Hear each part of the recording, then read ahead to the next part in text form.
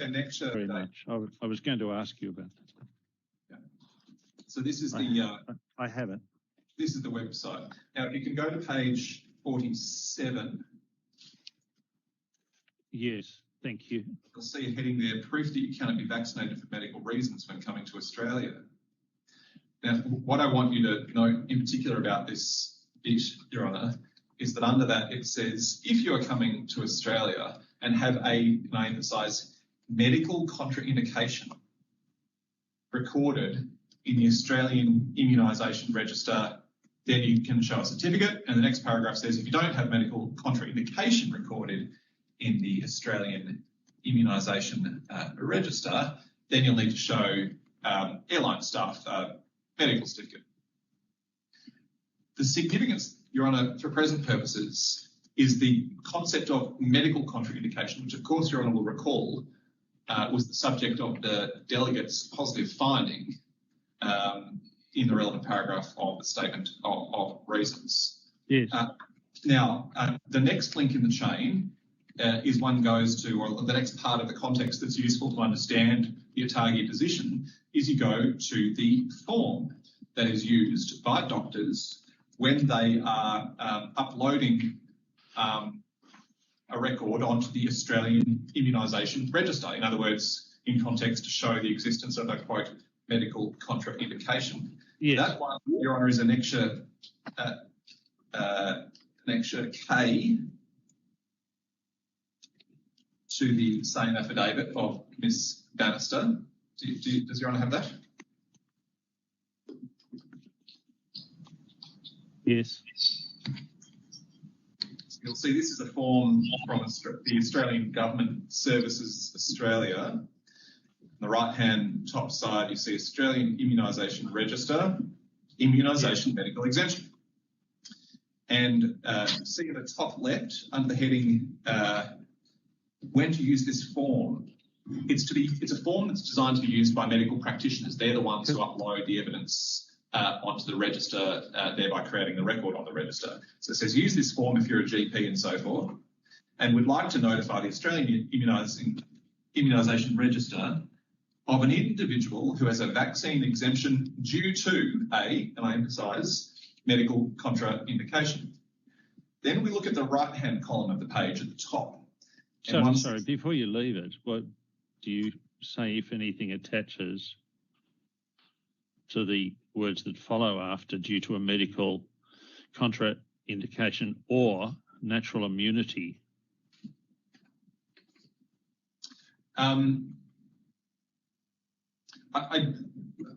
I don't think that disjunctive or natural immunity has significance to the point. That's all I need.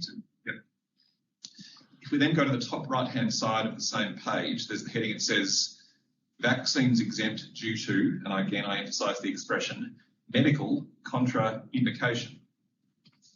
And then we find the relevant point, which is point 6, and it invites the general practitioner or the doctor to tick a relevant box.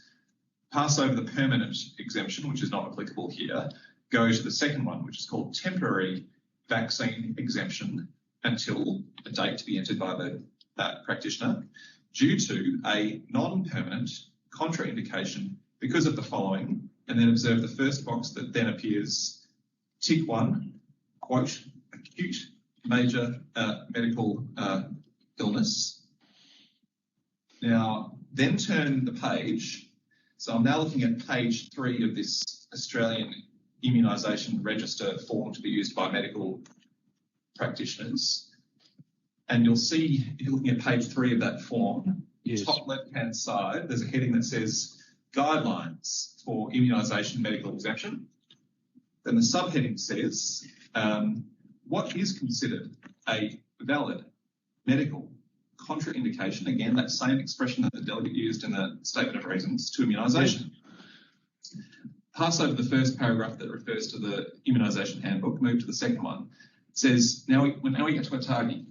The Australian Technical Advisory Group on Immunisation has expanded guidance on, it's called acute major medical conditions that warrant a temporary medical contraindication.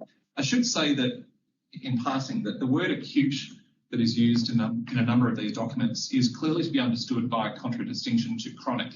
Acute doesn't mean significant, strong, deleterious effects of some gravity. It means non-chronic. Thank you. So acute major medical conditions that warrant a temporary medical contraindication. And then this is the relevant link in the chain, says this information is available on the Department of Health website, which is then given. Now, jump back within the same affidavit. So we're looking at Bannister number 1 and look to the body of the affidavit, paragraph 5J. What it shows is that Miss Bannister accessed the relevant webpage of the Australian Department. Sorry, I withdraw that. It's paragraph, it's 5J. So access the Australian Department of Health webpage at the relevant address, and then I'll take you there. The document that is published there, which that Australian Immunisation Register form is referring to, is the document at Annexure C to the same affidavit. This is the document called a TAGI Expanded Guidance on Acute Major Medical Conditions. Has everyone got a copy of that? Not yet.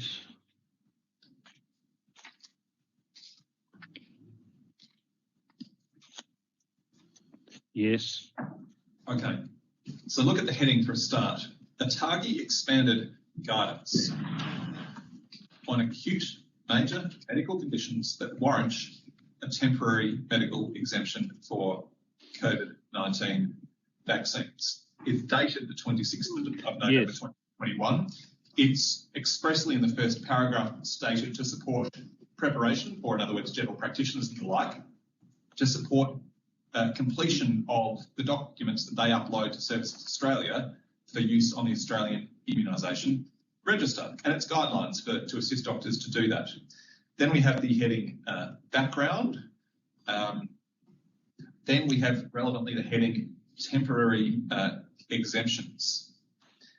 Then move to the second paragraph under that heading. It says valid reasons for a temporary exemption include, skip over the first dot point, which is not applicable here. Second dot point, quote, for all COVID-19 vaccines, so not just AstraZeneca or not just Pfizer or the like, for all COVID-19 vaccines, skip over the first sub-dot point, not presently relevant, go to the second one. PCR confirmed SARS-CoV-2 infection where, and this we say is expressed in explanatory language, where vaccination can be deferred until 6 months after the infection. Now, what we say is that pausing there, this is the critical ATAGI document with the links that we've identified, is an abundantly clear expression by ATAGI being the repository of immunology expertise advisors to the Commonwealth Government, that ATAGI is saying that a valid reason for a temporary exemption for an acute major medical condition is for all COVID vaccines, PCR confirmed infection, and then we say in explanatory language where vaccination can be deferred until 6 months after the infection. Can I pause here and just add some commentary to understand why indeed that advice is unremarkable? This, of course, advice being clearly the advice that was applied by the two panels, including the independent panel that produced the decision, that produced the certificate which Mr Djoković gave to both to the federal authorities. Reflect back, Your Honour, on the ordinary meaning of medical contraindication, and we provided them a Macquarie dictionary definition, the substance of which is advisability against, in substance, being vaccinated because of recent COVID infection. There can only logically be two reasons, or a combination thereof, why it would be advisable not to take the relevant treatment here, being vaccination. That is because potential risks of being vaccinated assessed with, in combination, potential benefits of being vaccinated. Now, it's utterly unremarkable in light of another document that I'll take you on to in a moment coming from Atagi, that someone who, and this must notoriously be so, who has had a recent, and Atagi thinks 6 months is the relevant duration, who has had a recent COVID infection, has therefore acquired at least a degree of what might be called natural immunity. And therefore, vaccinating that person will have at least limited utility. Why? Logically, because they've already got at least a degree of immunisation as a product of having had the infection themselves and thereby built up that immunity. And in any event, inherent in any medical procedure, vaccination being one, is, and again, this is notorious, attended by necessarily some risk. I'm not saying the risk is high. I'm not saying many people suffer it, but any medical procedure, including vaccination, carries with it some risk. So it's utterly unsurprising that what Atagi is saying is that for someone who has had a recent COVID-19 infection, vaccination is not advisable, hence why the advice is it can be deferred for 6 months after the infection, because of either or a combination of the propositions that it will have limited utility because the person, because of the recent infection, will have built up a degree of natural immunity, combined with the inevitable risk associated with any medical procedure, including vaccination, of some kind of adverse effect. Can I take you on to the final document? It's another Atagi document. This one dated the 14th of December 2021, and it is Annexure B to the same affidavit. Yes. Now, this document is less relevant than the one that I've just taken Your Honour to. The one that I just took Your Honour to, of course, is the very document that GPs are exhorted to apply as guidance when making assessments about what to put up on the register, which, of course, when you track back through the links in the chain that I've just taken Your Honour through, the point of which ultimately traces back to the Australian Travel Declaration, whether or not one's got a medical contraindication to COVID-19 vaccine. This second document, which is dated the 14th of December 2021, is not as directly relevant because it doesn't form a link in that chain, and moreover, it deals with a slightly different subject. The subject with which this document deals is, as the heading states, the definition of, quote, fully vaccinated. Now, to be perfectly clear, it is no part of Mr Djokovic's argument to this court, or indeed the case that he presented to the extent that he was allowed, to the officials at the airport, that is fully vaccinated. Fully vaccinated, as explained by Tagi, is having had a relevant number of doses of a certain number of different kinds of vaccine as they're set out. And so at the bottom of that page, we have the heading TGA approved and recognised vaccines. We can skip over that because that's not relevant here. Mr Djokovic is not vaccinated. Then we move to page number 2, or it's page 10 of the affidavit. It's headed Special Considerations for the Definition of Fully Vaccinated. There's a series of subheadings, the first few of which are not relevant. Then on the next page, we have the subheading Past SARS-CoV-2 Infection.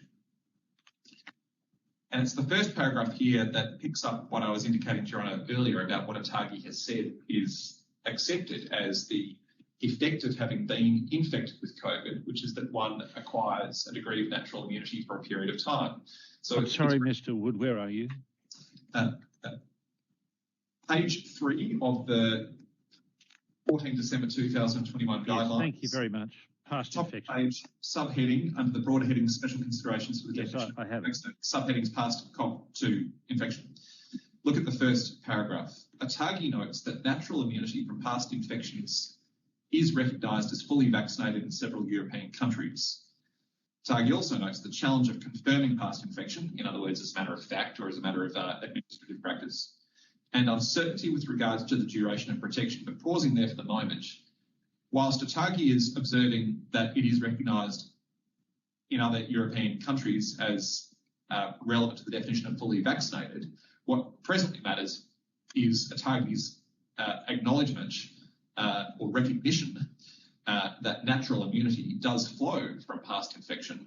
The doubts that Atagi expresses about it are the challenge of confirming in a given case whether someone has in fact had a past infection. That's the first point. And the second doubt is uncertainty with regards to the duration of protection, but it's abundantly clear that ATAGI is saying that having had a past infection provides, subject to questions about duration, natural immunity. Then we go to the second paragraph.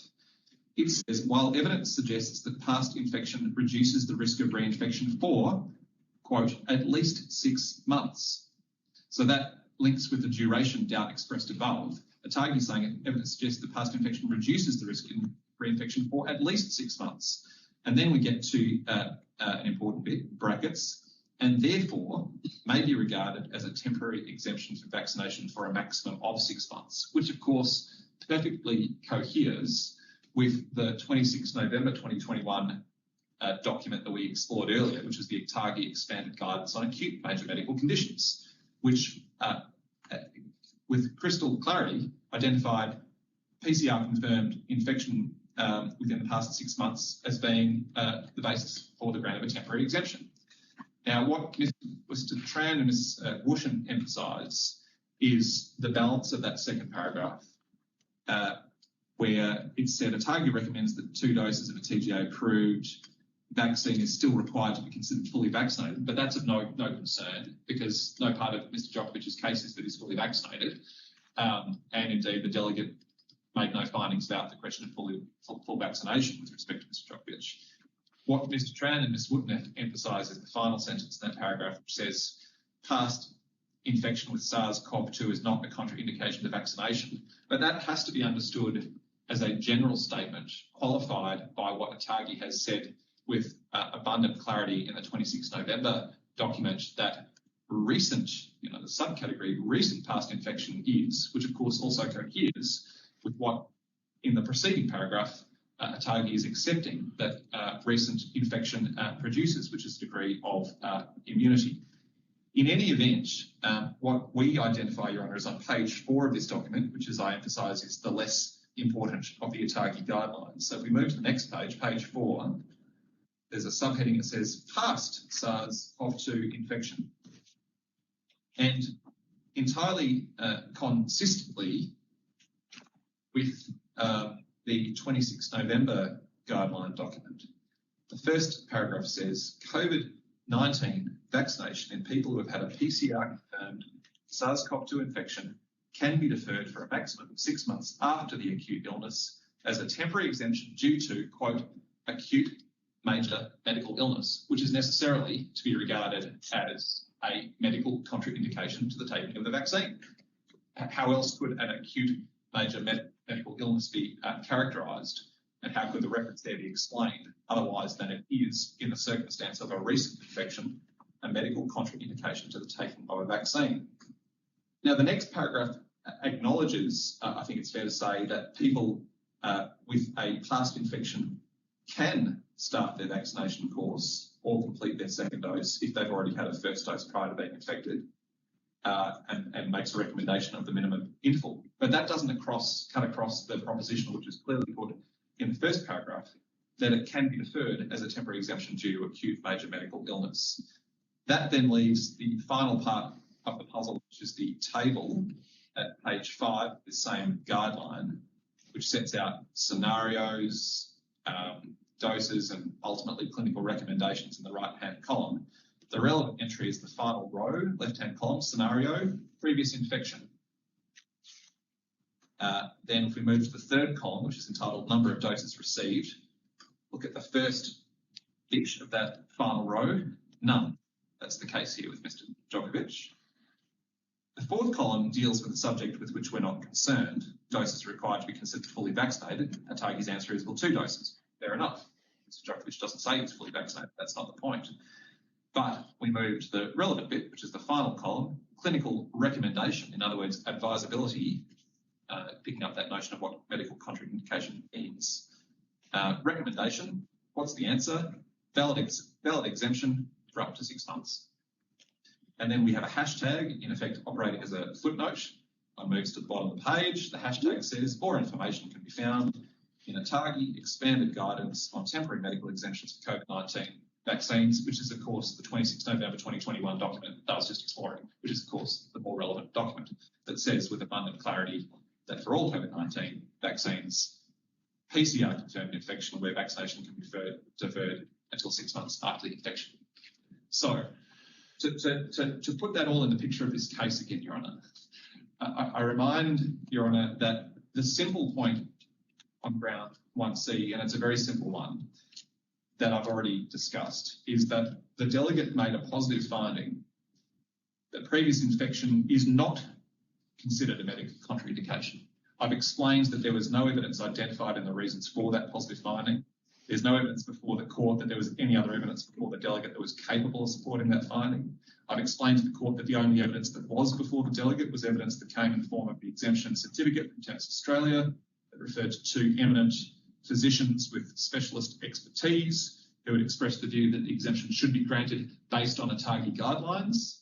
And I've said that therefore on a just vanilla analysis, application of administrative law principles, the positive finding wasn't open, and the failure to deal with the applicant's own evidence itself reveals jurisdictional error.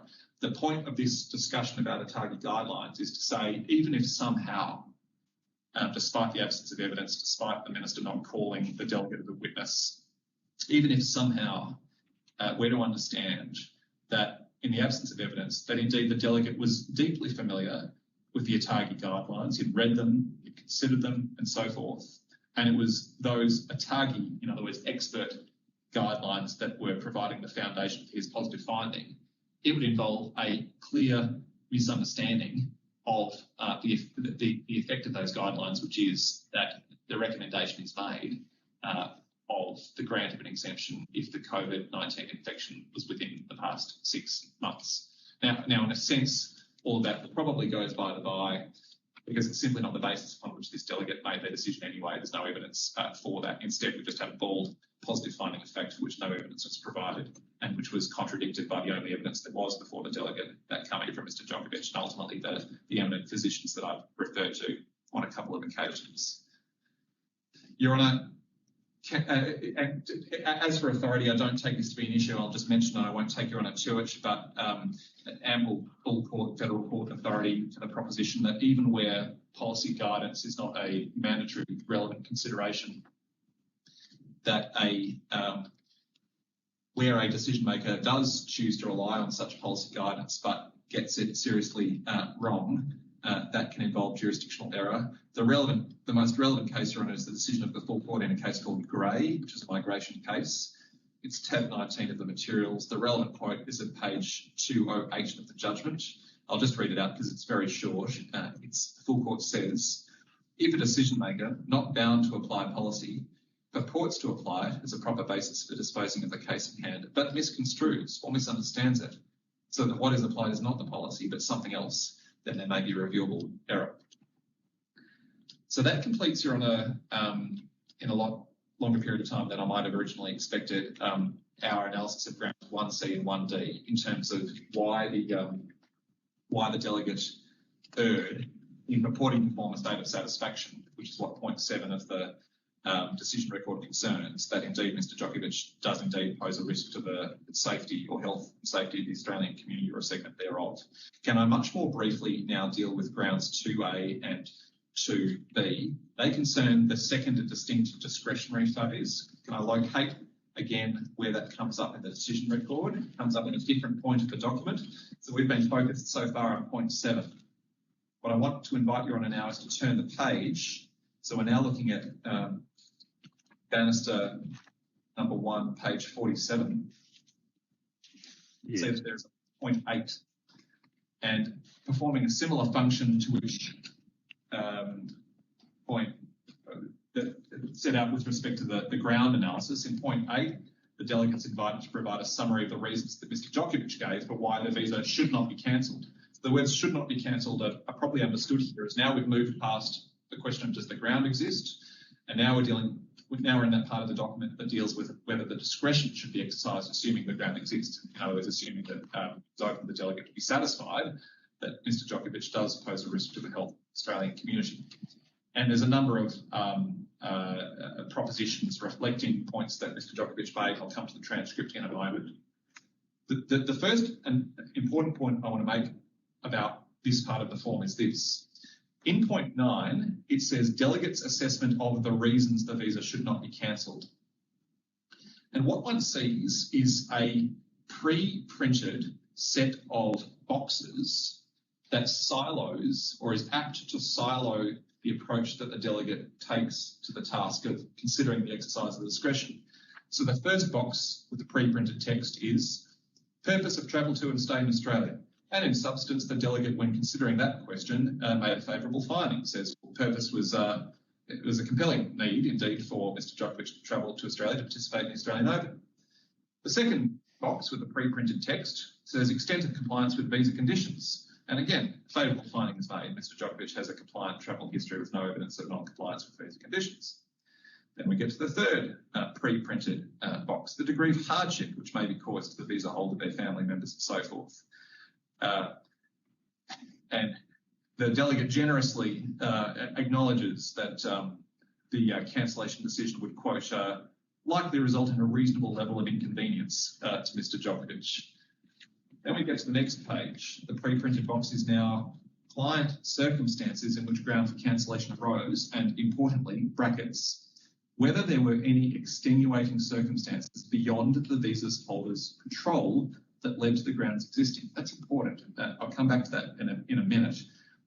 Ground 2B, Your Honour, is essentially a complaint that the delegate, and it's a simple point, I don't need to go much beyond what I've said in writing.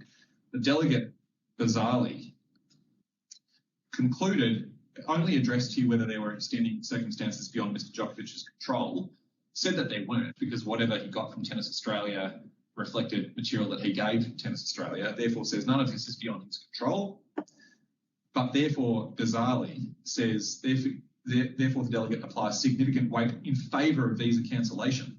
And as we've said in writing supported by High Court authority, the absence of extenuating circumstances can rationally only be neutral. It cannot provide positive support for the exercise of an adverse power, which here was cancellation. That's ground 2B. I need to say no more about it. It's extremely simple. The next box is visa holder's behaviour in relation to the department. And there's a favourable finding made. He's been cooperative throughout the process, implicitly accepting that he'd been honest and cooperative in his interview with the delegate. Then finally, we get to the box which would have been the box for the delegate to deal with the representations that Mr Djoković did make, but the delegate didn't do so. Why? Because this box is entitled Other Relevant Reasons. And it would be here in the form, Your Honour, where if Mr Djoković had presented evidence and submissions saying, in effect, why, even if the ground exists, the visa should not be cancelled, that the delegate would have to deal with that. Recall, as I said at the start, Your Honour, and as is common cause between the parties, the whole point of the 119 notice and 1191 paragraph B, Roman 2 in particular, is to give the visa holder the opportunity to explain that even if the ground exists, why nevertheless the discretion should not be exercised to cancel. And it would be absurd if such evidence and submissions are indeed made, but then they're not considered before the decision is made. But the short point, Your Honour, here is that Mr Djoković quite clearly, and given the time, I won't be as laborious going through the transcript as I was otherwise inclined to be, but quite clearly, repeatedly was saying, you should not cancel my visa, A, because I got the medical exemption from the panel, not the mere fact of having got it, but the content of it, what it signified, representing the expression of ATACI guidelines. But moreover, and what I wanted to emphasise is, repeatedly Mr Djoković referred during the interview with the delegate to the fact that he had received the assessment document from the federal government. Recall, Your Honour, that was the document that came from the federal government, that upon receipt of the exemption certificate from Tennis Australia, the federal government said your declaration's been assessed and your responses indicate you meet the requirements. And what Mr Djoković was repeatedly saying, we can provide a note later with transcript references, I'm conscious of the time, but numerous times throughout the transcript, Mr Djoković is saying, in substance, I made the declaration and then I got back from Home Affairs a document indicating I had been assessed as meeting the requirements. So in substance, what Mr Djoković was saying was, please do not cancel my visa, do not exercise a discretion to do so in circumstance where everything that I've been led to believe from Tennis Australia, from the product of the independent medical panel, but moreover critically for present purposes from the federal government itself, has told me I'm in the clear. And so even if, in other words, it was open to the delegate, contra all of the arguments I've made so far, to conclude rationally, which it was not on the evidence before the delegate, that Mr Djoković posed a risk to the health of the Australian community, or that his recent infection was not a medical contraindication of vaccinations that plainly was. Even if the ground existed, in other words, Mr Djoković was saying, given everything I've been told by everyone, please don't, in the particular circumstances of my case, when I'm here for a limited purpose to compete in an elite tournament, and I'm utterly confused as to why I'm in this situation, and no one told me anything about it, please don't cancel my visa. Please don't exercise that discretionary power.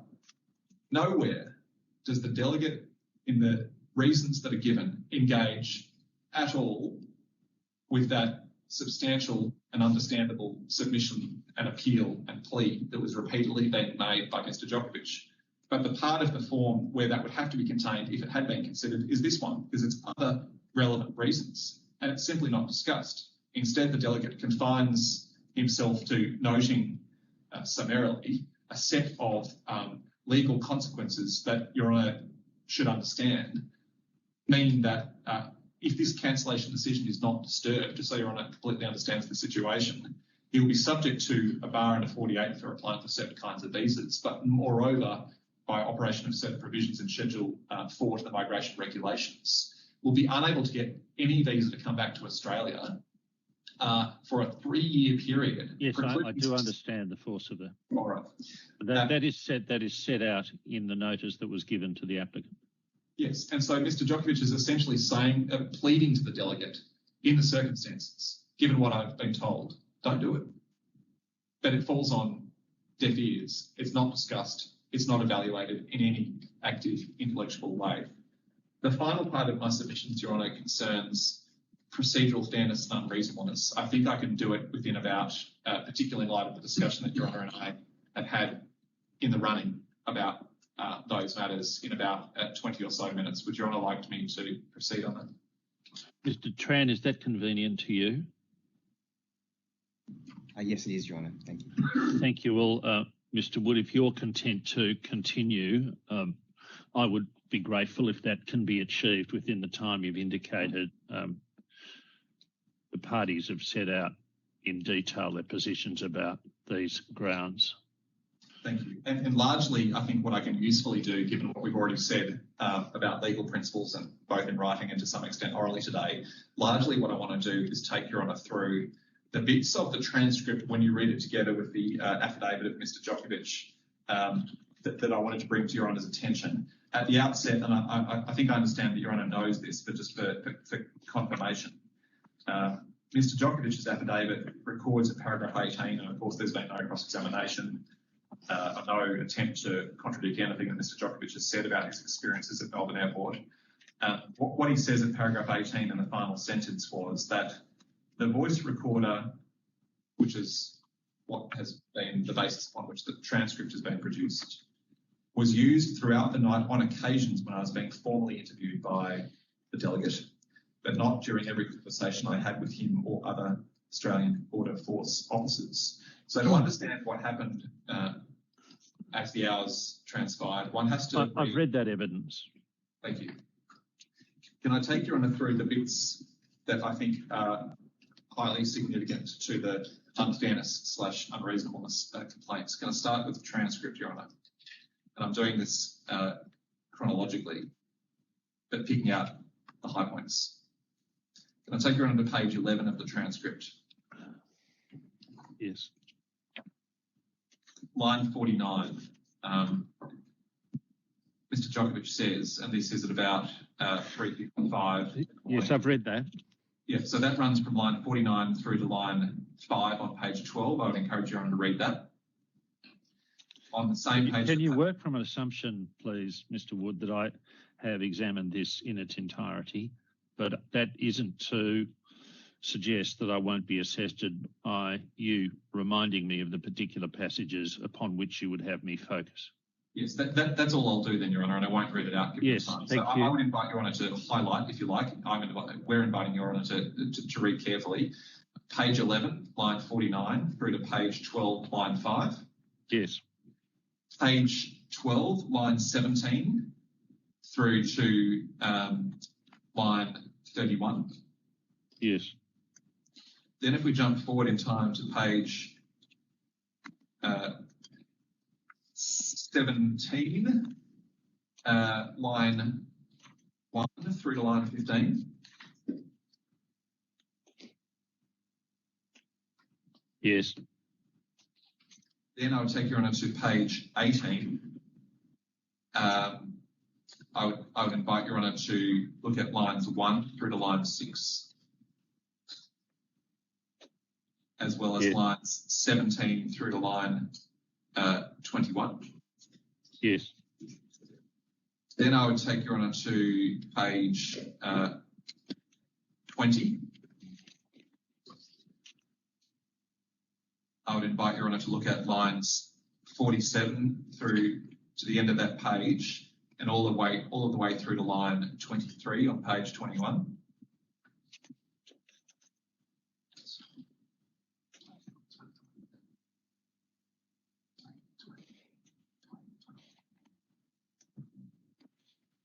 Sorry, Mr. Hartley reminds me, I probably also would have ought to have identified you on page 20. Have a look at lines 25 through to 33. Yeah, yes, which I have.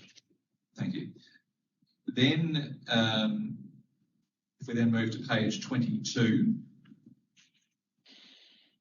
this for the sake of those listening, we're now at 5:20 a.m. in the morning. So at page 22, have a look at particularly lines 28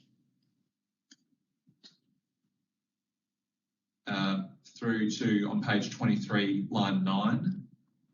And it's that particular part for note where the delegate indicated that he was going to be finishing his shift soon and the case was going to be handed over to another team. Now, that didn't happen, but what also didn't happen was the original agreement to allow Mr. Djoković until 8:30 was not adhered to. So that's a bit of interesting context.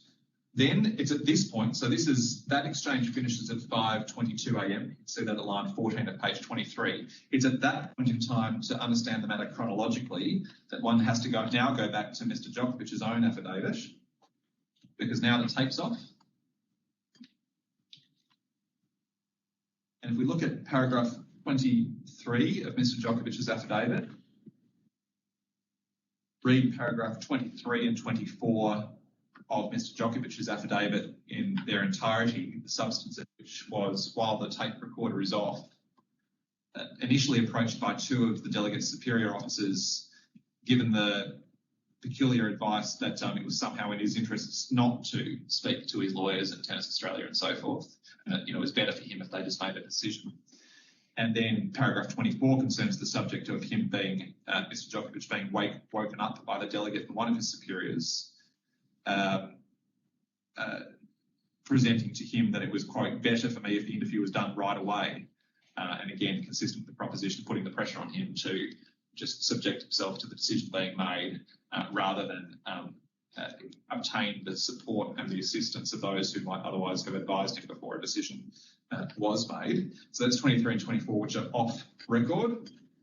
Then we come back to the transcript, and we're back on page 23 of the transcript. And so now it's 6:07 a.m. And I would invite your Honour to look at lines 32 to 37 in particular. That's the exchange I think that your Honour pointed out to me earlier. And that is effectively where it ends. The decision is made shortly thereafter.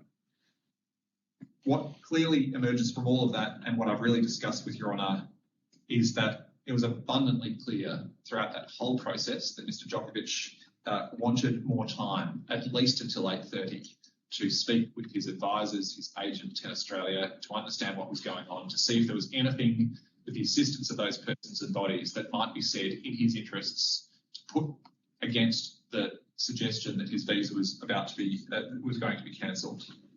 Point 2, that was initially acceded to, and it was agreed that he would be given until at least 8:30. Then, point 3, that agreement was reneged upon.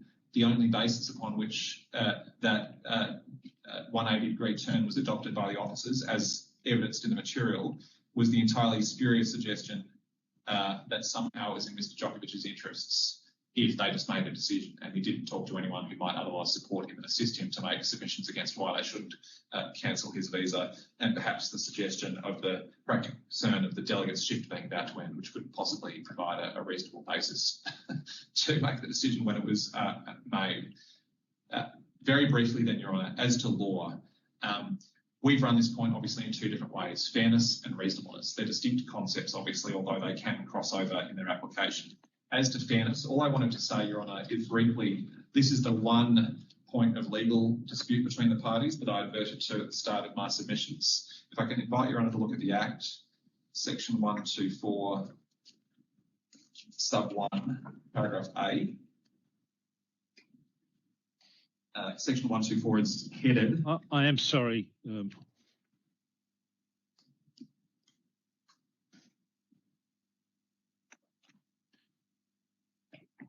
Reached that point in the case. 124. Yeah. So Section 124 has the heading, when decision about visa cancellation may be made. That's part of the partial code of the Natural Justice Hearing Rule. Yes. And it says that the Minister may cancel a visa at any time after notice is given under 119 and after whichever one of the following happens first. Now, what's emerged is that Mr. Tran, Ms. Wooden and our team are in agreement, having regard to legal principles, that here B didn't occur and C is inapplicable. C is inapplicable because this was not a time-bound duration process. That's because the delegate exercised power under 121 to invite the response to be given at an interview, which is not a period of time that is bound by a period. So the only issue between the parties, Your Honour, is whether or not by the time that the decision was made, which I think was at 7:29. Yes, notified. 7:29 notified to Mr. Djoković at 7:42. I think I made an error about that earlier. So a decision was made at 7:29. The question is, under 124 of the Act, at 7:29, is it the case that the holder had, quote, responded to the notice? And the dispute between Mr. Tran and myself is essentially this. Mr. Tran submits, as he did last night in writing, that respond there can't mean, in effect, complete response. It just means a response. And we say that is obviously not so, and indeed, were it so, it would generate perverse consequences because a visa holder might be, in effect, partway through saying what they want to say about why the ground doesn't exist and why the discretion shouldn't be exercised if the ground does exist. And the minister might say, I've heard enough, you have responded in part, I'm now going to make a decision. Obviously absurd. The way that Mr. Tran tries to ameliorate that perverse consequence of his interpretation is to say, it's okay because principles of legal reasonableness kick in. And of course, the minister couldn't, or the delegate couldn't, without contravening, would have to adhere to the principles of reasonableness in deciding when the minister thought that the applicant had responded, whether he'd heard enough. The problem with that is it conflates very different concepts of fairness and reasonableness. Mr. Tran's submissions are at pains to point out the very broad decisional freedom that he adverts to the cases speak of when it comes to reasonableness and the wide discretion that decision makers have and so forth. And so what he's really, the effect of his submission is really this, that the minister has a wide discretion, understood in that reasonableness sense, as to how long they're going to listen to a visa holder. What that does is it transforms a right to due process, a right to fairness to make a response, into a discretionary power of the minister to how much a response of someone is in fact going to get. We say that's wrong. The right way to understand 1241A is that the holder will have responded in this circumstance where the response was to be given at an interview, because that was the mode selected under 1211B of the Act, when in effect, during the interview, the visa holder has indicated that they have said all they wish to have to say. And the analysis is not assisted by extreme or distorting possibilities. Mr. Tran says, oh, well, couldn't the visa holder just filibuster, potentially forever? Well, that's the very kind of distorting possibility that... Can I ask a question on the facts of this case? wherever the parties might find themselves in some dispute about whether, in a particular case, an interviewee was filibustering or just being intransigent, but effectively putting a stake in the ground and maintaining I haven't finished and you're not going to be able to do anything until I tell you I have, or perhaps in a different situation where a delegate acting quite reasonably says, look, is there anything further you want to say, or have I understood your submissions?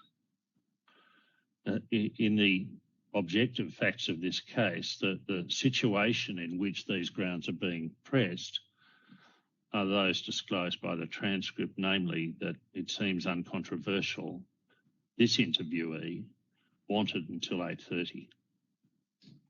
And he expressly identified he wanted to speak to particular people and organisation before he could meaningfully respond, because he was essentially saying, I have no idea how this could have come to pass given the advice I received from Tennis Australia, the state government and the Commonwealth government. And to meaningfully respond to what you're putting to me, I need to speak to those people. And so Your Honour is absolutely right to ignore distorting possibilities and focus on the facts of this case. And ultimately, it's a question of characterisation. Is it or is it not the case in the circumstances that are presented here and the evidence before the court that Mr Djoković had responded? And the answer to that is no. He had started to respond. He wanted to say more, but in order to say more, he needed to speak to certain people and certain organisations, and that opportunity was denied him. And therefore, it follows that there has been a breach of 124 sub 1 paragraph A, which is part of the partial code of the Natural Justice Hearing Rule, and that would be a sufficient basis upon which my client could succeed. In the interests of time, I'll rely on what I've said in writing about WZARH type analysis invoking general law concepts of fairness that survive the partial codification in the Act, and I'll move just very briefly to speak about unreasonableness. I really have covered this before in the discussion that I had with Your Honour about Lee, and this being a circumstance where there was simply no intelligible basis other than ones that can't be justified, the convenience of the shift ending of the delegate or the manifestly perverse advice given to Mr Djoković that was in his interests for a decision to be made before he spoke to his advisors. There was no reason, no intelligible reason not to allow him that more time. And so this case is one of the starkest I've ever seen for the application of the principle articulated by the High Court in Lee. And for that reason, it would readily be impugned on the basis that, irrespective of questions of fairness, the conduct of the delegate and the officers was unreasonable. They are my substantive submissions, Your Honour. I just want to say two things which I can do in about 1 minute. First of all, on the question of relief, if Your Honour is persuaded there's been one or more jurisdictional errors, Your Honour would quash the decision. Your Honour would not remit the matter because there's no duty that to which an order of mandamus would attach. Your Honour. Mr Wood, during the recent brief adjournment, I took occasion to confirm that the audio statement which we all heard in this hearing is a statement which relates to the live streaming which has been conducted via a separate channel somewhere else, and it's something that we can disregard. Thank you, Your Honour. So I'll continue my brief closing point. So Your Honour would quash, Your Honour would not remit. Your Honour ought to, it may not be strictly necessary, but we say Your Honour ought to make an order requiring the release of the applicant from immigration detention. It may not be strictly necessary because that would be legally obligatory on the officers to release him anyway, because as soon as the cancellation decision has been quashed, the visa jumps up like a jack in the box and there'd be no basis upon which he could be detained. But the federal court in recent history has considered it appropriate. I've read the decision. Thank you. Finally, Your Honour, 2 points. First of all, we maintain our submission that it's open to Your Honour to grant. Your Honour, obviously, as a Chapter 3 court, must give reasons for your decision.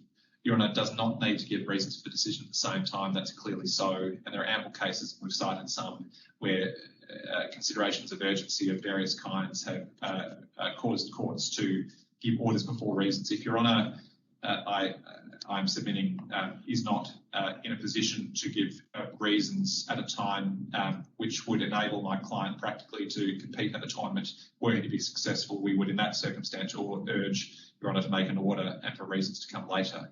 Finally, Your Honour, with respect to the interlocutory injunction, it may be to some extent overtaken by events in that last night Your Honour ordered that the Commonwealth ensure that Mr Djoković be present with us while this hearing continues, and I think Your Honour has now indicated until judgment. To the extent necessary, I would rely on all of the submissions I've made today and all of the submissions that we've now made in writing in support of the proposition that Mr Djoković plainly has a strong prima facie case for relief. The balance of convenience heavily weighs in favour of the grant of an interlocutory injunction. Mr Wood, can I just say this? Mr Tran has made submissions representing a model litigant, and at least on Thursday was clear that at that point, subject to further qualifications, which he was equally clear to make then about the future, that deportation was off the table at that point. I'm not suggesting that position obtains in an unqualified way into the future. What I am suggesting is rather this, if you'd bear with me. If one accepts the submission respecting the delivery of a judgment, which could be the subject of an appeal, as distinct from the provision of reasons for the judgment and orders, then the type of interlocutory relief to which yourself and Mr Tran may wish to turn your attention may be time limited, as it were, for a period of 48 hours after the expiry of any available time for the lodging of an appeal. I haven't reflected fully on this, and it's one of the reasons I wanted to ask you and those assisting to exchange with Mr Tran a draft minute which precisely mirrors what you consider to be given by way of judgment at a final hearing. I won't say anything more about that aspect of the matter and the nature of the injunction that should be given on a final hearing. But the only other issue, well, look, just while it's in my head, it would be the usual practice, and you'd both be content, I imagine, for any issue of cost to be dealt with on the papers in the usual way. You can make short submissions, not do that in chambers. The other thing that I think far more important on the evidence of Mr Djoković, which seems to reflect the fact, working backwards, he provides a range of documents to the delegate, which I think in all material respects are copied, so there may be no problem there. The problem, which is a more immediate one, is the uncontradicted evidence that he has given his passport and does not have it. So I am concerned to decide this matter on a final basis, and I will be less than grateful if someone after the event says, oh, there are other things we're now thinking about. That clear? Yes, Your Honour. We have prepared a draft minute of proposed order, but we'll reflect on what Your Honour has put to me. Yeah, that's exactly why I raised it, because, you know, let's be honest, if we all stand back from these things with the degree of cooperation that is being shown in this case, if all parties make a valuable contribution to what they represent or submit represents an appropriate form, of complete final order, albeit that you might disagree with one another, but you'll put together a composite document that embodies everything and provide it in Word format, then that's what I'm asking you to do. Now, Mr. Tran, it being nearly 1:30, I propose not to adjourn, at least not before 2:30, but having said those things, two matters. My present understanding is that you are content to proceed today, subject to instructions, which is a matter that you can inform me about now or later if you want. But I'm not going to bring the matter back until you've had at least an hour, unless you want some further time beyond that, say 3 o'clock. The other matter, which perhaps your junior Ms. Wooten can assist the court with via email to myself and counsel on the other side, if you have in contemplation taking the court to a series of documents in the evidence or a series of authorities, I'm not going to tie you down to how you want to frame your submissions, but if you would be assisted by me being informed in advance of things you would like to commence addressing, then I'd be very happy to know that if that's something you want to do and you don't have to do it. Your Honour, can I propose this course? And of course, Your Honour will hear from Mr. Wood and Mr. Holdenson whether they have any submissions about this. What I would suggest, if Your Honour is minded to allow me to do it, is if I could speak for perhaps up to 30 minutes to get us to 2 p.m. The purpose of that is, I think, to make some comments about where I'm actually going and to highlight in my respectful submission what are some of the key issues for Your Honour. Of course. That I will attempt to make some submissions about what some things might be non-issues, and I'll also highlight a few authorities. And then if you could take the adjournment at 2 o'clock, I think the utility of taking that half hour will help frame for Your Honour. That's a very helpful suggestion, and I see Mr. Holdenson and Mr. Wood assenting to that suggestion. I'm very grateful for it. Thank you. Please proceed. Thank you, Your Honour. I'm going to start using this short 30 minutes by addressing paragraphs 3 and 4 of the reply submissions, and then charting for Your Honour how it is I propose to deal with ground 3, and then after the adjournment, I'll actually do that, deal with ground 3. If Your Honour brings up the reply submissions from very early this morning and goes to paragraph 3, and Your Honour will read there, and this is my gloss of it, but of course Your Honour can read it. It says there, my gloss, that the applicant was pressured during that transcript that Your Honour has read. Can I be crystal clear that Your Honour can rely on that submission and that evidence to find as a fact that the applicant felt pressured? Of course, I haven't sought to cross-examine the applicant. But can I make it crystal clear that what Your Honour can't do is find that any officer intended to pressure him? And Your Honour will appreciate the difference there. And Your Honour, I do. Look. I will tell you immediately. If you understand that I have a very great desire to engage with counsel in a fairly Socratic way, so that you can remind me squarely when you say Your Honour's going down the wrong path, you need to listen, and this is something you might be assisted by now. The point you make, the distinction between any positive, affirmative desire to impose pressure is just something I can't make a finding about. You needn't worry about that. But as to the evidence of a subjective belief, there is that evidence and you accept that. Yes, thank you. That's good. Thank you. I'm grateful that Your Honour has expressed Your Honour in the way that Your Honour has. So I don't need to address paragraph 3 anymore. But it was important for me to start with that, because if Mr. Wood or Your Honour indeed had a different view, then that would have repercussions for the ongoing conduct of the case. So yes, it would. It would. And I should, of course, I mean, I'll wait to hear what anything that Mr. Wood might want to say in reply, but perhaps a way. What can I just say this without encroaching on your 30 minutes? I tried to tease out with Mr. Wood, and I think we reached common ground that whether it be unfairness or legal unreasonableness, it's a fact-intensive inquiry, and you can't take the facts and circumstances of any other decision as dictating the result in this. It is fundamentally a matter for me to decide whether, in all of the circumstances of this case, and just to bookend it as quickly as I can, in shorthand, 11:30 to 7:42,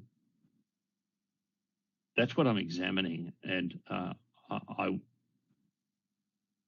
would be most reluctant on the available evidence to impugn the conduct of a decision maker for an actual intention to pressure on the basis of the evidence which is here. Now, that may not be sufficient for you. It doesn't kill the point. It just means that ingredient, perhaps the better way to think about it is, as I said, I think on Thursday, care is needed not to overreach or overstate.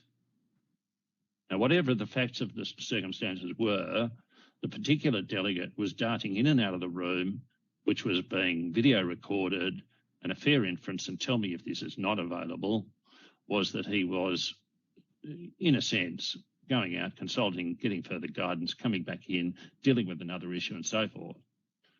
Whatever happened between interview number one and interviewer number two, there is evidence about how Mr. Djoković felt. Yes, I accept all of that. Thank you. I accept all of that. Thank you. So if I could then address paragraph 4, Your Honour, and Your Honour can read that to yourself. Essentially, it actually repeats something that Mr. Wood said orally this morning, that we did not respond to the submission that there is no law requiring a person to be vaccinated to enter Australia or to have an exemption. Your Honour? Yeah, yes. Now, we didn't respond to that because in our submission is not relevant to any of the grounds. None of the grounds alleges that it was not open to the delegate to have been satisfied of section 1161E in the circumstances of this case.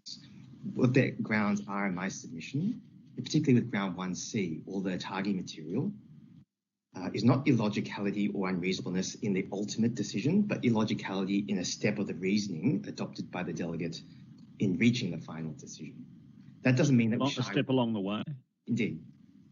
That's very clear actually from paragraphs 27 to 29 of the terms of the application, which Your Honour has given leave for them to file. I just want to make that clear because it makes good my submission that in the end, actually, whether or not there is a law requiring a person to be vaccinated to enter Australia or to have an exemption is beside the point. And to make this additionally clear, I don't say this to say that ground 1C fails at the threshold or anything like that. Of course, I'm going to have to deal with ground 1C as it's been put by Mr. Wood. But I did want to make that clear because Mr. Wood has said it orally and has said it in writing, and therefore I take it the applicant considers that to be important to their case, and we say it's not important given the way that the grounds have been framed. But can I also say this, Your Honour?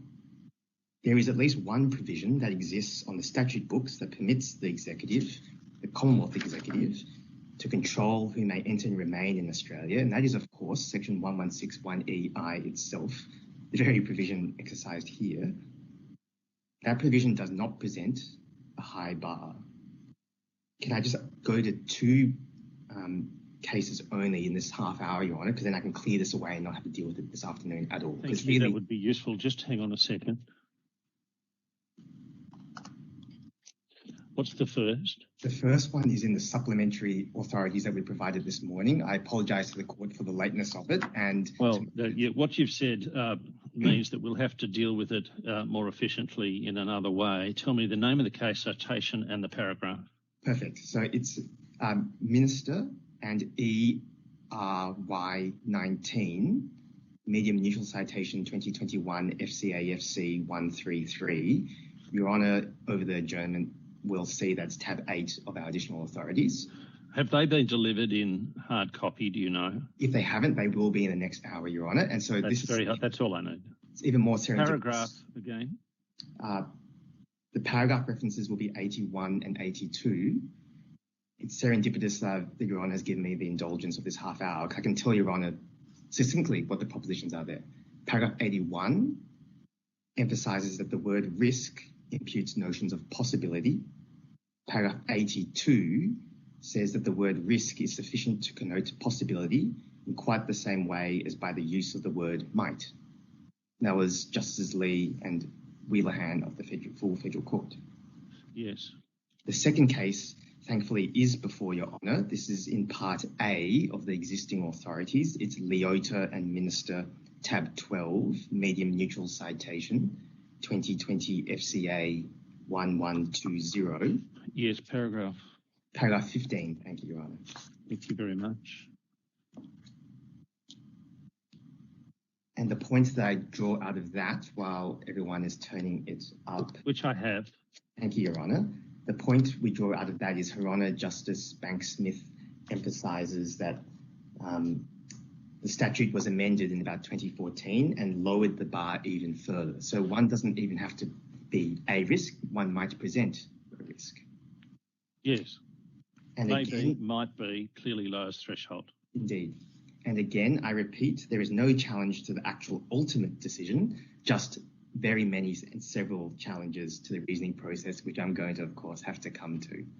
Sorry. Can I just step back from that again, because it may be something that I need to clarify in reply. Yes. I've already clarified with you that at the forefront this case is what we call a step along the way. Yes. Now, for others, the way in which a ground of unfairness or legal unreasonableness might be made out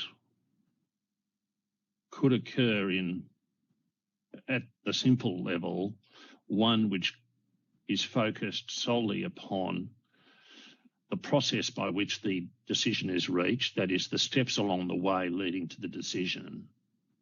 The other way, as you've put it quite correctly, is that the legal unreasonableness could, or the unfairness could, flow from the fact of the decision itself. And as you're submitting, and I need to be clear, particularly from the applicant, you're submitting, do I understand you correctly, that you say that the applicant is not contending that the decision in and of itself is tainted by jurisdictional error, which is in the character of unfairness or legal unreasonableness. You say the decision itself is not being attacked on that ground. Indeed, that is correct, Your Honour. It's only a process-based challenge. I think I'm sort of half in between, Your Honour. There are very many process-based challenges, and before I sign up at 2 p.m, I'll explain to you how I'm going to deal with those. Yes. There are certainly process-based challenges. There are also rationality and unreasonableness challenges.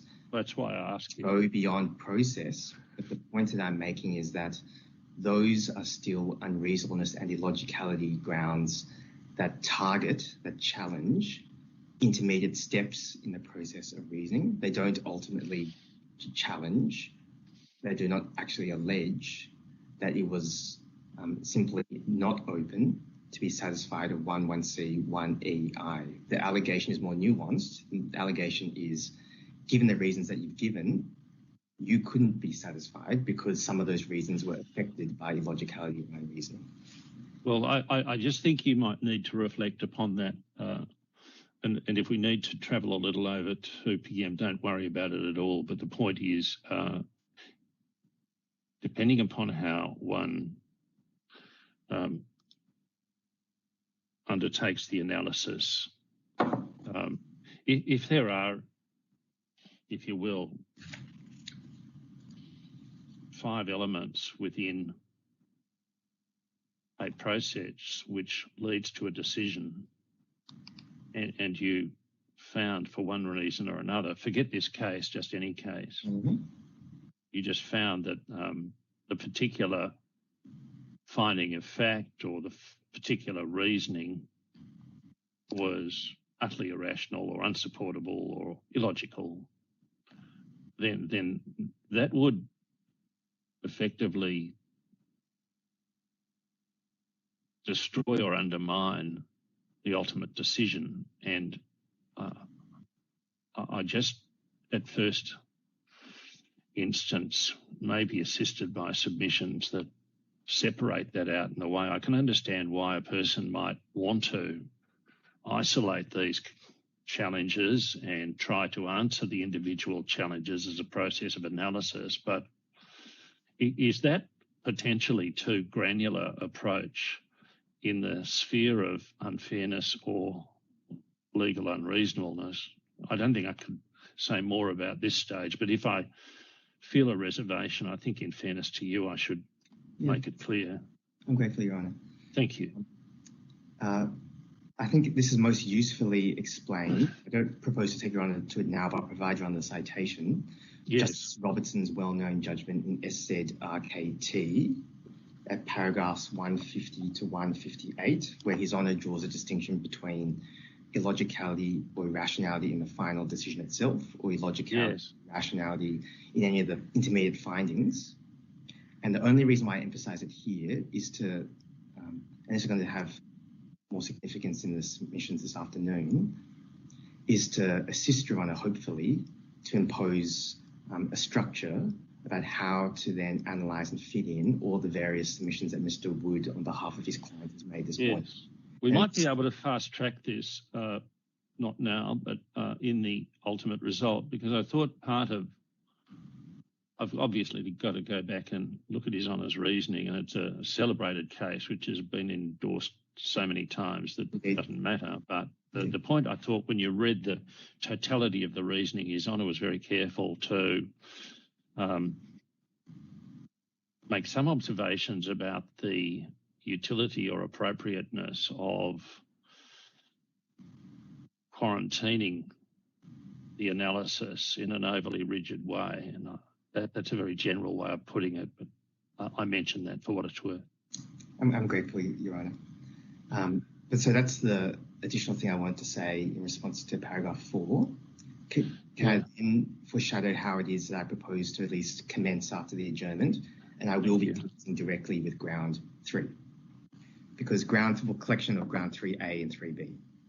Very good. Because Your Honour will appreciate that those grounds aren't about whether or not it was correct in any lay or legal sense for the delegate to have applied section 1161EI to cancel the visa. Those grounds really do strike at the process by which the delegate applied that provision. And of course, a decision maker has to comply with legal process. Yes. And Your Honour had raised with Mr. Wood, and this is my gloss, leaving aside the legal niceties, there are a set of facts here, and how should we assess and characterise these facts? The way that I will propose to deal with this after the luncheon adjournment is in this way, Your Honour.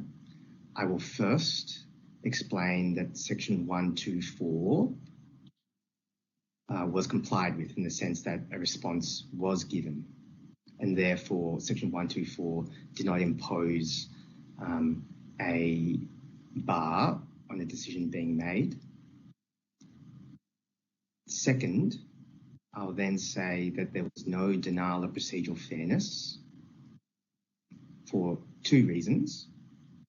The first reason is that in my submission, one does not go to the general common law principles of procedural fairness, because the decision to make the interview commence earlier is a matter that's dealt with by the statutory code. So if there has been compliance with, for example, section 124 and all the other provisions around it, then that is a matter that is dealt with by the exhaustive statement of natural justice in that subdivision. And so one does not go to general common law procedural fairness. Yeah, can I replay that so I try and persuade you I've understood it? All the structure throughout the Act, when it deals with exhaustive statements of the natural justice hearing rule, provides in short compass that the provisions in whatever division or part we are concerned to look at are expressed to be an exhaustive statement of the matters with which it deals, or they deal. Yes. And you're saying to me, properly understood in the circumstances of this case, the relevant provisions were engaged, so you don't step outside into common law procedural fairness. Correct. That's going to be my primary submission there. And then I'll say something a little bit more about even applying general common law procedural fairness as a secondary. Yes, of course. Yes, yes. But then after that, I'm going to deal with legal unreasonableness. And I wanted to alert Your Honour that this is how I'm going to approach it, because in dealing first with 124 and then second with the statutory code of procedural fairness, I appreciate that it's going to look like I am hiding behind legal principles when really it's the facts that Your Honour wants to get to grips with. I wanted to assure Your Honour that I will get to the facts when I get to legal unreasonableness.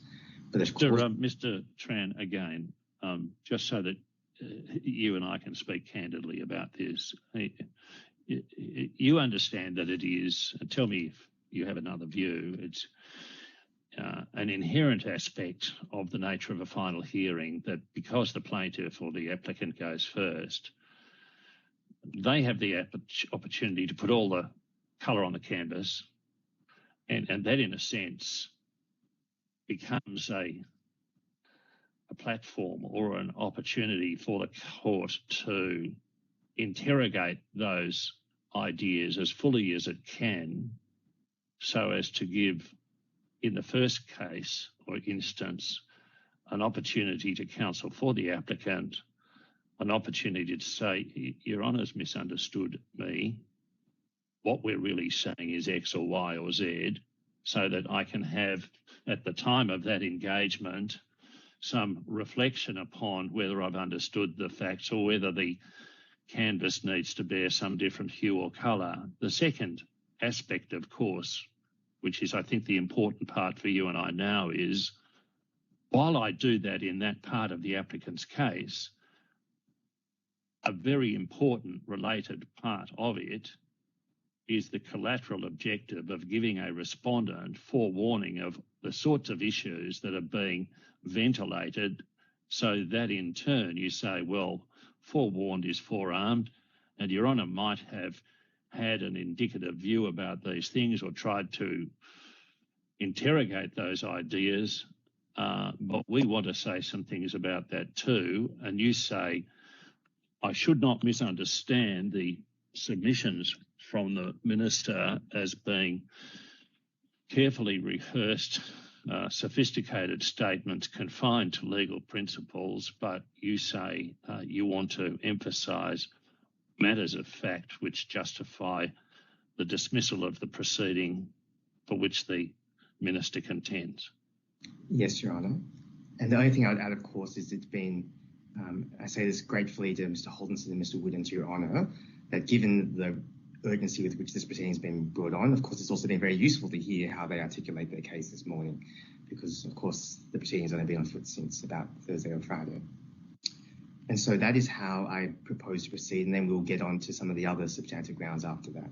But I do propose to proceed in that way after the luncheon adjournment, if the court pleases, to focus on not the grounds that go to whether or not, for various reasons, Section 1161EI could lawfully be applied to the applicant, but really to focus on what, in my respectful submission, are some of the things that, at least as the applicant puts it this morning, do at least raise real questions I'm going to have to persuade Your Honour on about the process which the delegate followed. And so that's what I will do after the adjournment, if the court pleases, in the manner that I have described. Mr. Tran, have you nearly said everything you want to say at this point? I have, Your Honour. If I can foreshadow just a couple of cases which I think it might be useful for Your Honour to look at. One is the Taylor decision, which is volume 253 of the Commonwealth Law Reports, starting at page 531, which will be behind tab 16 of the additional authorities that will be delivered to Your Honour's chambers of the adjournment. Yes. I'll be relying on that for what the High Court says about whether and when one can read words into a statute. Yes. It's going to be relevant to Section 124. I will ask Your Honour to refresh Your Honour's memory, because Your Honour will be very familiar with them. The case of CRY 16, 2017 FCAFC 210, which will be behind tab 6 of the authorities that are delivered, and the High Court's decision in plaintiff M174, which is volume 264 of the Commonwealth Law Reports at page 217, which will be behind tab 13 of the authorities. Those are really just for the proposition that there is actually, of course, a close connection between procedural fairness and unreasonableness, such that, and I can make this concession, Your Honour, such that even if I'm right, and I will persuade Your Honour that I am right and that Ms Wooden is right, that Section 124 was complied with and the statutory code of procedural fairness was complied with, I accept that does not get us off the hook in defending the unreasonableness ground. There is a close connection such that if Your Honour were concerned that the applicant was denied procedural fairness in the exercise of the Commonwealth's right to attempt to apply Section 1161E, well then that is something that would inform Your Honour's assessment of unreasonableness. So those cases help to bear that out, and with respect, I think, will be things I actually have to persuade Your Honour against my case. So those authorities may be of assistance to Your Honour and to Mr Holdenson and Mr Wood. Can I identify just a couple of other authorities for Your Honour? One is the McHugh decision, 2021 FCA FC 152, which will be behind tab 5 of the authorities. Your Honour, that's a very long judgment, but it's a very simple point that I'm going to be getting out of it, which is there's no doctrine of estoppel against, or estoppel restraining the exercise of statutory powers. That's actually the only proposition I get out of it, so it's a very long judgment. And a related judgment. Sorry, just while I try to digest that observation, it's a somewhat sophisticated proposition that this will involve, I would hope from you, some engagement with the idea that I took up with Mr Wood on Thursday last week when I sought to check the direction in which I was sure he wasn't going, but to have him help me understand what he was trying to actually help me understand. And the way in which he put it effectively is we're not concerned here with any doctrine of legitimate expectation. And he said that's absolutely right. That is, the nail in that coffin has been rusting there for some decades, but more precisely, he went on to qualify it by saying, and he's clearly cast and framed the case in this way in part, there's a qualification in the authority to which he referred and about which I'll be reminded, but keys into what you're now saying, that notwithstanding the rejection of any such doctrine, that doesn't foreclose some idea that if a representation was made, that could be relied upon. The idea of estoppel is it's a wriggly fish, Mr. Tran. No, it is, Your Honour. And that's why, again, I'm grateful for Your Honour's indulgence in permitting me this 30 minutes. So I can at least put a few markers in the sand, which I helpful. I'm very, very, very grateful. Next. And then I was going to say Lamb's case, 214 CLR 1, which will be behind tab 15, but Your Honour is, of course, very familiar with precisely what I was going to take Your Honour to Lamb for, substantive and procedural legitimate expectations. But that is going to be one of the cases that I was proposing to go to. And then finally, I think it will be useful for Your Honour to consider two cases. Both of them are going to be losses of mine. So I'll be revisiting happy memories. The first one is going to be Environment Centre Northern Territory Inc. 2021 FCA 1635. That is potentially a useful case for Your Honour to consider, because that was a case where Justice Griffiths found of the Federal Court that an exercise of statutory power was unreasonable in circumstances where a representation had been made about one date and then the exercise of power had been exercised on a different date. That, at least as I've described it, might sound a little bit similar to what we're getting at. And what I'll attempt to do this afternoon is explain how that's distinguishable. So that will be in the folder of authorities as well.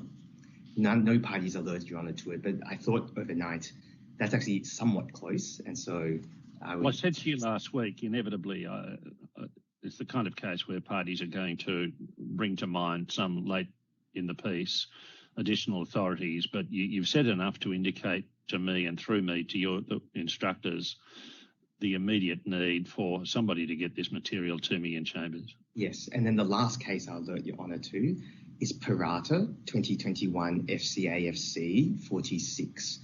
And the reason for that is this. Your Honour will recall this morning some exchanges with Mr. Wood about the notice of intention to consider cancellation.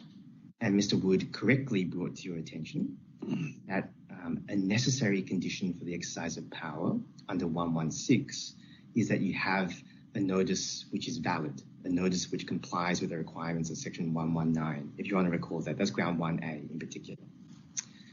In my respectful submission, what the applicant's submissions have not grappled with yet is when it is that a notice of intention to consider cancellation is valid. So I, of course, accept, and Ms. Wooden accepts, that is necessary for us to persuade Your Honour that it's valid. If Your Honour finds it's invalid, then 119 hasn't been complied with, 116 isn't available.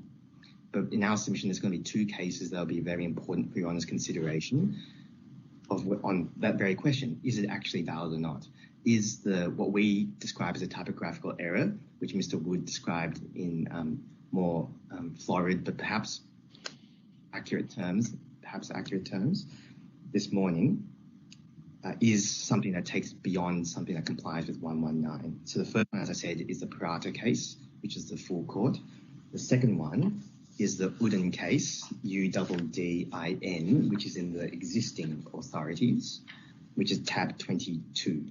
So I'll take Your Honour to those this afternoon, and Your Honour will appreciate, I will submit that those authorities will show that this notice was valid despite the mistake which Mr. Wood took Your Honour to. So that's what I'll do this afternoon, and I'm grateful to Your Honour for allowing me to identify some of those matters.